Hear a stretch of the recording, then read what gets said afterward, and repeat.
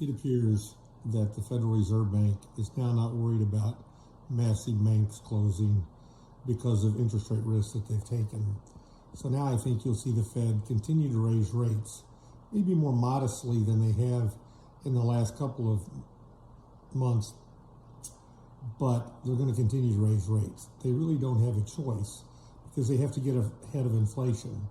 And even though inflation has dropped and slowed, core inflation is still rising. So I think they'll be a little more preemptive because they want to be ahead of inflation because of the damage that inflation can cause.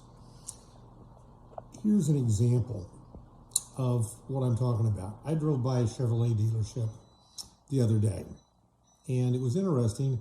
I looked at that place and I said, they must have $6 million in inventory.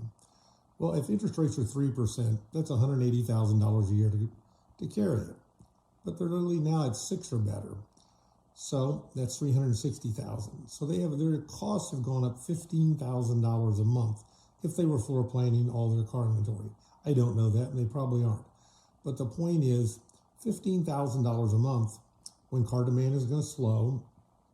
When you look at the repercussions of this in the economy, they're not going to sell cars any faster than they were because rates are higher. The car dealers lose money then, so they cut back on their orders.